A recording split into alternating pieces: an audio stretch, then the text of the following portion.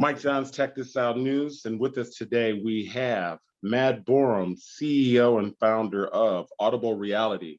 And as we continue on with our Future of Work series, we're going to examine this thing called sound.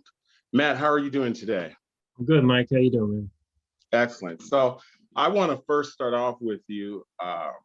For me, through other brands such as Monster, I'll just have to call out Monster headphones. They're responsible, obviously, for the initial rollout of Beats by Dre.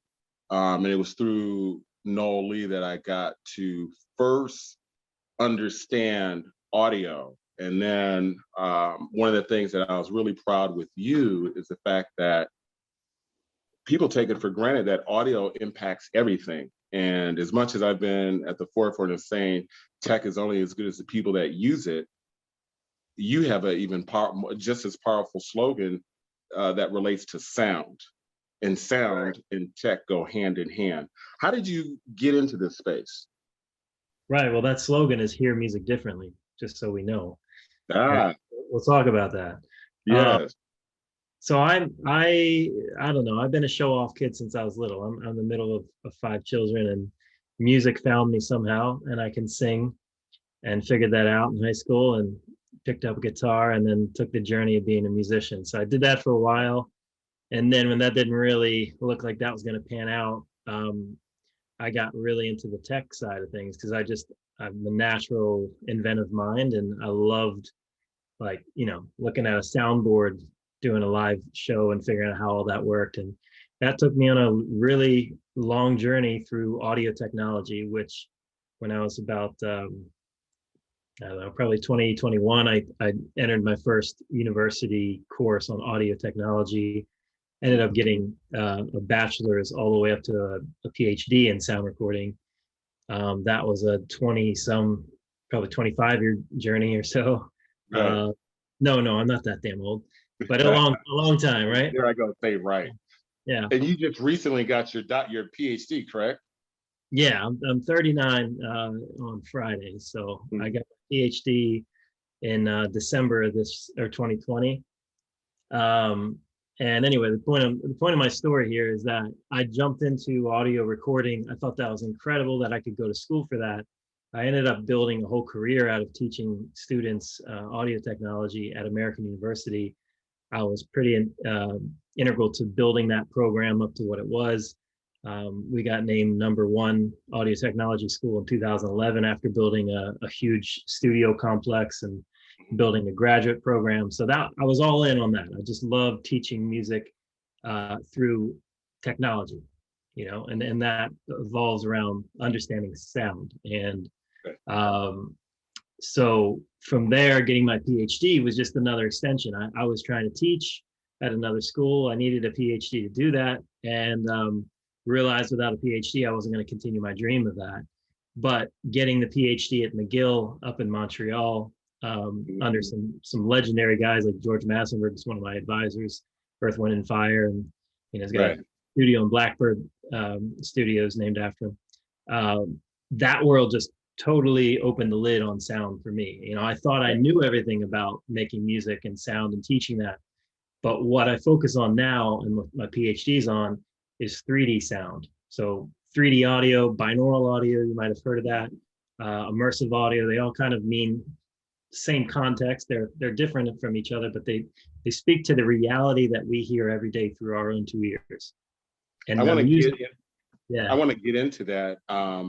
One of the things that has emerged as a result of the pandemic is that we've now entered into what I'd like to call a sound first era. And this goes ahead and validate the fact of how important sound is. Audio and sound is, there's a new survey report as a result of the pandemic in terms of how audio is pretty much an essential part of our everyday life. I thought that was powerful in itself. And so in getting that and seeing how music is consumed, listening experiences are consumed, Spotify really has put out their own report in terms of how millennials and Gen Z use music or audio as a form of escape. And you combine that with visual overstimulation, and this is obviously at the forefront of the whole VR world. So I'd be curious, and for the students at ASU and our listeners, podcast listeners, let us know a little bit about audible reality. What makes your sound unique in this day and age, and what is the technology that's fueling AR? Yeah, so like I said, when I was at McGill, the lid opened. You know, like I thought I knew sound, I thought I knew how to make it, but when you're immersed in a room where the whole concept is to try to transport your audio experience to some augmented reality, right? To just like VR takes you into a new world visually, augmented sound or 3D sound does the same. You know, to your hearing and to that sense. And hearing and visual are two of the top, you know, active senses that we have as humans. So if you can bring somebody to that, it's not life-changing necessarily, but it is experience changing. And so from that, I realized the music industry has got to have this. Once I experienced that in these beautiful 3D sound studios, thought, man, this has got to be something that my next artist that I work with has to make music this way. It's incredible. But then looking deeper at it, the reason that I started the company is I was trying to solve problems for two sources. One was there was a growing demand of just regular fans of music, regular people even just wanting to make professional sound. And it's very, very hard to do that. You need a whole education to really get down to the level that an engineer knows. So then companies been making simplified tools, and some of them been using AI, you know, to try to simplify that process and say, you know, upload a song and we'll finish it up for you and we'll spit it back out, or, you know, play this track through this plugin and it'll find the equalization pattern, you know, the frequency design for your sound, right? So there's all that, but then on the 3D side, it was that transformative experience that kept sucking me in and going, man, how do I get this to the public? And so what I did was combine the two. I thought, well, if I could make an experience or many experiences in 3D audio and give that experience to the user to just select which one works for them, then I could use an AI to understand on the back end, like how you respond to that. Is it a positive experience? Is it a negative experience? And the reason I was so concerned with that is when you actually present 3D. A negative experience as it relates to the sound. Right. Let's say, like, you know, here's an example. You jump in your car and the last person like pulled all the bass down and the treble's all the way up. You know, like, right. I gotta, you know, so there's a negative experience. You're gonna change the sound. Most people don't even know how to do that, right? So they look at their car stereo and they're like, I don't know, there's too many buttons. So for me, I thought AI could sum down the complexity of 3D audio. But even if I could get 10% of that experience with 3D audio, it's so much better than stereo because it's personalizing the sound. It's using our ability to actually hear naturally to shape the sound process. And what that means is that every record that's ever been put out, they all sound awesome. There's no doubt about that. But there's never been a record that's personalized to you. There's never been, like, I don't listen to the Beatles White Album and it was made for me. That's not the case. It was made to be awesome. It sounds incredible, one of the best records ever. But could it reach me on a different level if it actually knew what I like? Like, what do I engage with? What is my hearing ability? How do I like my treble versus my bass? And so for me, that was the aha moment, was thinking, man, 3D is such an experience change. It's so much different than just changing EQ. If I could grab some of that and then I could figure out what people respond to, I could come up with a solution that would personalize sound for everybody across any platform, across any song they listen to.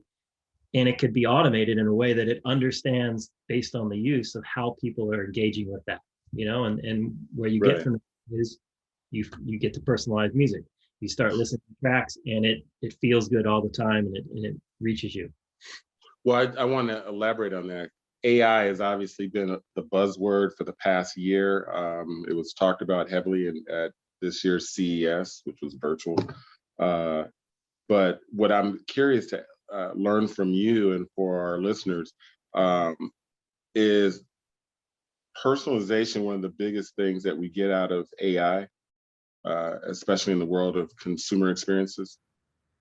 Is it one of the biggest? Is that what you said? Yeah. So in looking at audible reality, would you say that the catalyst of what you're doing is the fact that you can create personalized audio, and that's really being powered at the hands of AI?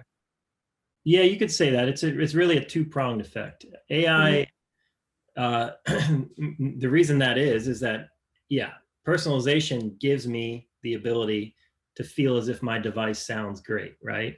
And that may be a subconscious thing, or may be very active. Could be the audiophile who goes, oh man, I just love this sound, I'm going to tweak this up, and boom, that's my sound. And then the AI suggests, you know what, hey, you haven't heard it like this, what do you think of that? This sounds great, right? So a suggestive kind of approach. The subconscious approach would be just dial in, and I use audible reality all the time just because it sounds great. You know, I don't know why, it just works. So we're solving two problems there using AI. One is, you could think of, there are companies out there trying to compete in different markets, especially in the headphone market.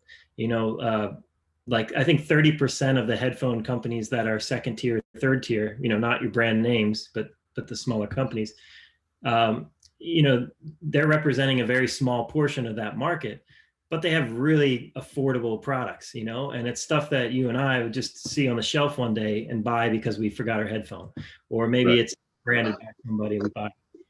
So in a situation like that, they may not have the money to spend on better sound quality, whether that's through hardware or software, whatever, but they could use an audible reality AI solution that could help that device sound and feel better for the user, and therefore, you know, raising up the value for that customer. You know, I grab this no-name pair of headphones, dial up audible reality, it sounds amazing.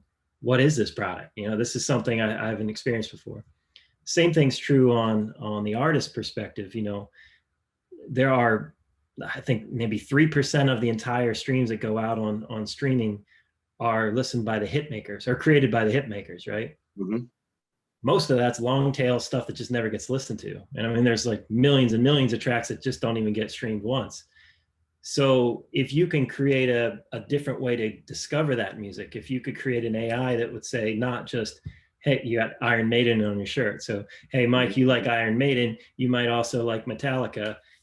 If it didn't do that, if it just said, hey, you know what, you like this sound on this device, you might also like this sound on your other device. You know, we might know how to cater the same sound on the same device to a different song you've never heard.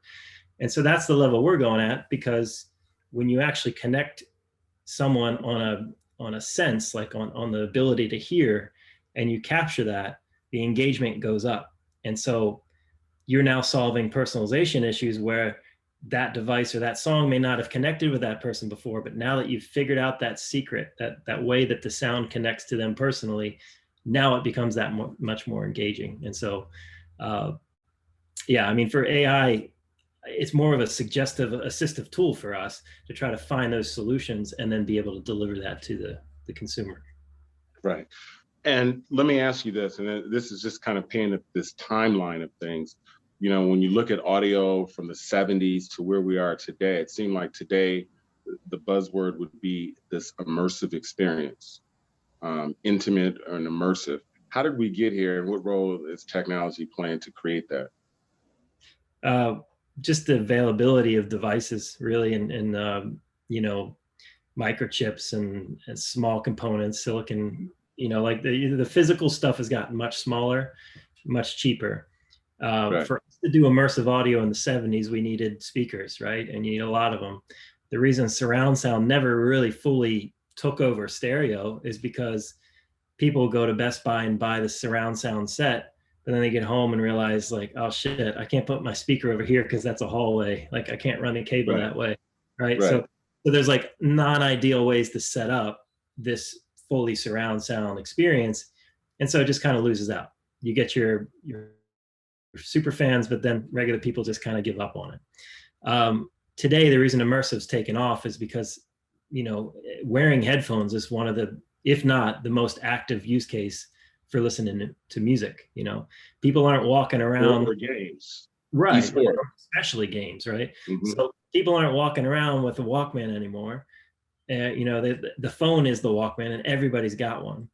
And most people now are super personal, where before we were, you know, we didn't have these devices. We're public, we're speaking out loud. You know, the human voice is the communication tool. Now the communication tool is right here in your hand. And so we're living in a culture now where plugging in is almost preferred to unplugging and speaking on the bus, you know? Right. So that to me is what has changed it, is that we've not necessarily have we collapsed our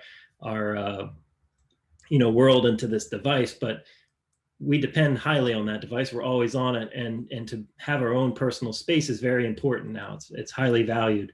And so it's an optimal point at which you're in control of the person's hearing. They're mostly on earbuds or headphones. So you have total control of that hearing space. And if you have that, you can now start to augment their hearing ability, right? Or what they're hearing to feel as if it's more real, to make kind of blow it back up to reality after they've just kind of it away.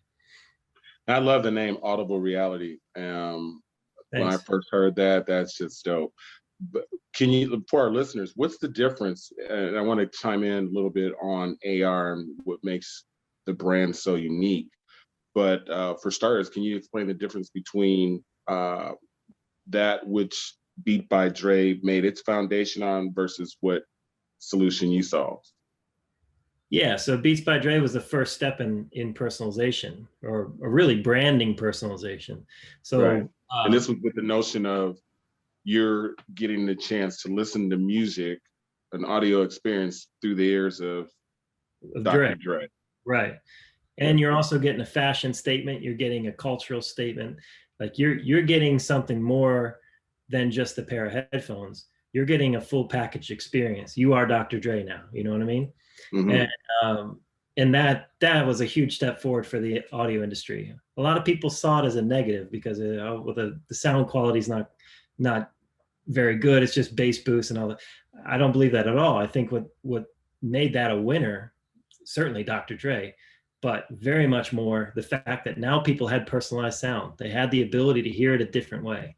And back to our slogan, hear music differently. We made that because the data shows us that that is true. When you give the ability to the user to customize how they want to hear it, what you're doing is you're allowing them to adapt the sound to their own hearing ability. And if everybody on the planet has a different hearing ability that's unique from the next, which is true, why wouldn't you give them the option? And if they have that option, it's gonna lock in.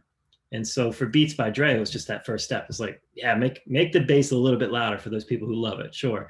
Make a headphone looks awesome that you feel proud to wear out in public. Put it behind a huge name and have a culture behind it. And so now what we're doing is taking it outside of just one and taking it to unlimited personalization features. We have I like Kate Perry. I'm a big fan of Kate Perry. What would you do with AR? And that's Audible Reality. Walk me through what we would do there. For Katy Perry? Yeah. So first off, Katy Perry would be making her own sound. That's one of the inventions of Audible Reality, is that we put the technology in the hands of the creator to decide what do they want their sound to be. And then we allow that to go out to the public, for the public to then flip through, just like Instagram filters, until they found their signature sound that they like. So the way that we do that is we have an ecosystem of products that exists on top of our patented technology. And the easy way to think of this is, you remember the Winamp player, or even iTunes, right? There's a music player. You put your files in and you play the music through it. So we're a smart music player. When you play any sound through Audible Reality, you can apply these vibes, or these signature sound creations, like the Katy, that are much like filters on Instagram. Exactly. And so we call those vibes. You're putting the vibe on the music, just like the producer's always setting the vibe in the studio. And then you're thumbing through to try to find the best vibe for whatever experience. And that could be, you're just discovering new music. So you're checking out new music, you're applying new vibes to hear it differently. It could be that you just got a new device and you're trying to find a better sound enhancement for that device. Or it could just be your mood. Like, you just want to chill today. You don't want to have all the sound, harsh in your head. So you use more of a calming, relaxed vibe that might add a little bit of, spatial sound to it and things out. One of the things that I thought was cool was the fact that I could do the reverse. I could have a Kate Katy Perry vibe and then listen to Dr. Dre. Right, right, like a mashup, right? Right. So one of the best things about having an ecosystem like this is that if you give the power to the creator is making their signature sound, right? They're creating art, and they're connecting their fans in a completely different way than just saying, "Hey, here's my song, and go listen to it." Now you're actually listening to Katy Perry through her ears, quote unquote. Like you're getting her sound. Um, so what's next for us is learning why people do that, and that's the really exciting part. Is that the machine learning process that trains the AI that automates, hey, this is the best sound for you. The way it does that is it's actually looking at all the different users in the apps. It's looking across all the different vibes, listening to all the different songs and all the different devices. All that data comes in, and we capture that to try to figure out any patterns, any preferences, any likes, any dislikes, to really shape that personal AI assistant who can travel with you from device to device to song and figure out what's the best way for you to hear that depending on the situation. Wow. And so some exciting stuff there, just to end on that point, is we've already collected over 3 million unique data points from just 10,000 people on how they prefer to listen to music. And the ability of the AI today, for me, it's probably 20% of where I want it to be, but it's already increasing the median listening time per track by 150% longer.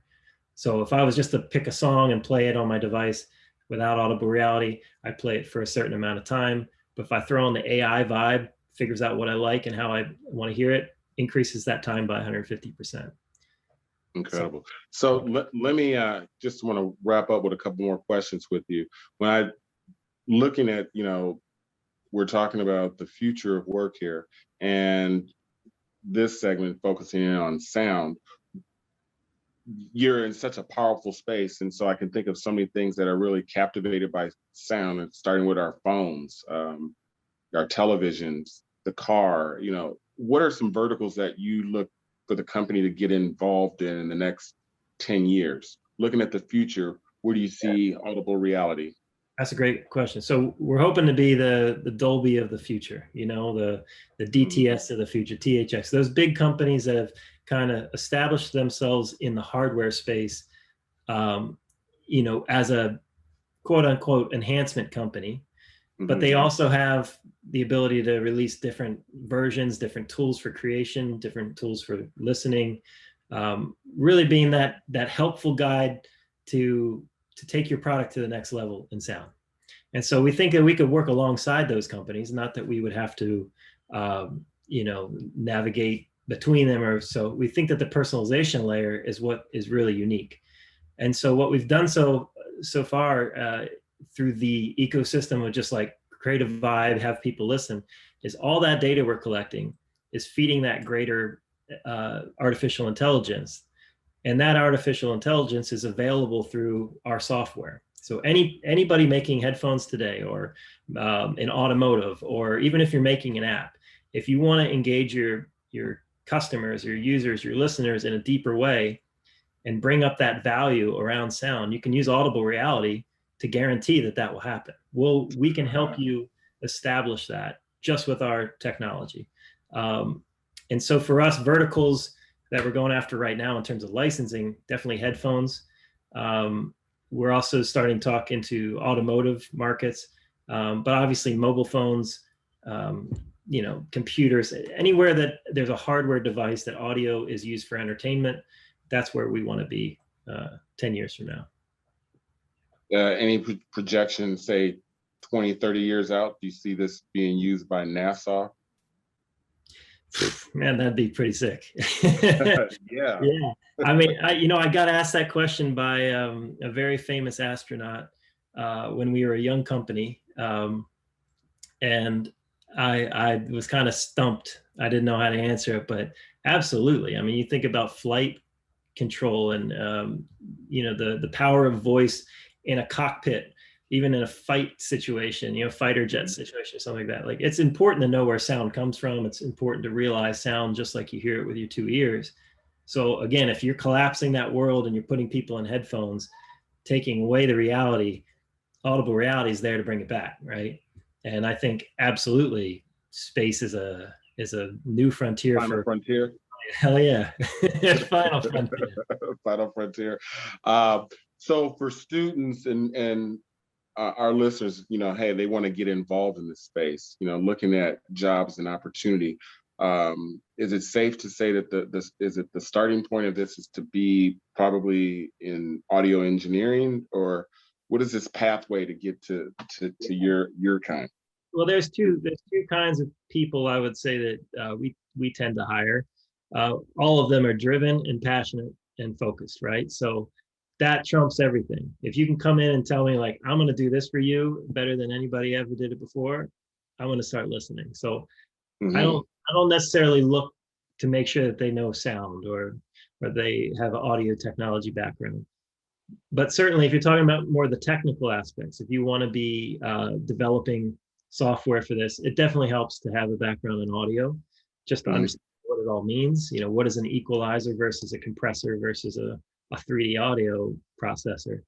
Um, it's also But I good like to what you just said in the beginning. You said if they come in and they're saying, "Hey, I could do this," walk me through that. Like, I mean, that's really because sure. in this day and age, the students are really wanting to know how can I really make a bang for the buck right away, and we're all looking to make that direct impact. So I'd love to hear. I wish I had the courage to do what you're suggesting, but please elaborate. Well, I'll give you a great example without mentioning anything. This is a recent onboarding that we just did, but I had somebody reach out and say, "Hey, I'm really interested in helping you do X, Y, and Z in the company." Um, and so they set up a time with me, and it was a role that I was kind of looking for. When I had the conversation, I realized, okay, this not so much experience, but the way that they sold themselves wasn't overselling and wasn't making it up.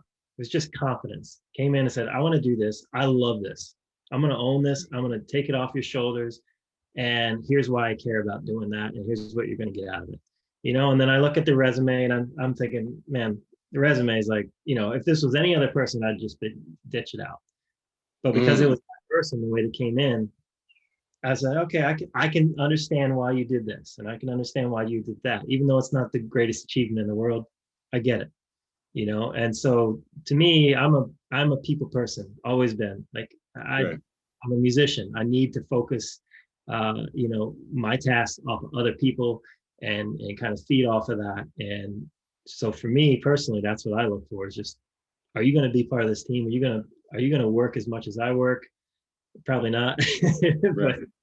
And that's that type of work, unfortunate. being, leading a company of such, you're putting in about, how many Oh, hours does it take to all day, power every day. I got 3 kids now, so I try to, help my wife out as much and spend time with the family. But every other minute that I'm not doing that, my brain is thinking about this. Right. And just because it's a passion, it's like it's a thing that I love to do, and I think that's what makes people successful is you find the thing that you love to do and you do it well, and find other people that want to do it with you. Right. Yeah. And sound obviously has a place. It clearly has a place. We would have to look at that in this era of the pandemic as an essential tool. It's used, we didn't even cover anything in terms of mental wellness Yeah. and the importance of audio. And this is where Audible Reality would be at that forefront. So, one of the things that I want to close out with, or the final thing I actually want to close out with, is the fact that if people want to try out the product, where would they go? Yeah, so you can go to audiblereality.com. Um, the app is out on Android and iOS, and what the app does is it allows you to stream from Spotify Premium. You got to be a premium Spotify customer to do this. But in just very, very little time, we have another service coming out that allow you to log in with a free account and play any music you want. So that's the app experience. That's where you get the vibes. That's how you apply, these signature sounds. That's the AI is in there as well. You can have the smart vibe, decide what's the best sound for you. So that's for the consumer, and then for the artist, if you want to actually get involved in making vibes and putting them out to your fans, even selling them. If to your fans. You know, we didn't mention that. We'll be rolling that out this month. So we already have a beta live now. You can actually go and sign up and try it out. And we'll be doing a full release later this month. You got a lot of things going for you. So if anyone wanted to get involved, let's say, hey, I'd love to see about maybe potentially interning and, you know, taking those baby steps to get on the company, where would they go to find out more additional information? You can definitely check our news page on audiblereality.com. Okay. If you'd like to reach Are you out, on social media? Is there a social media handle? we do. We have Facebook, Instagram. So Instagram is at Audible Reality Inc. Facebook is at Audible Reality. If you want to reach out about internship opportunities, the best way is to reach out through LinkedIn. And you can reach out to me directly and I can kind of navigate that for you. And I'm at Matt Boerum, Boerum. Perfect. Well, man, I want to thank you so much for your time. This concludes our Future of Sound episode as we're speaking on the Future of Work series. Thank you so much. Thank you, Mike. You have a good day. Excellent. Bye-bye.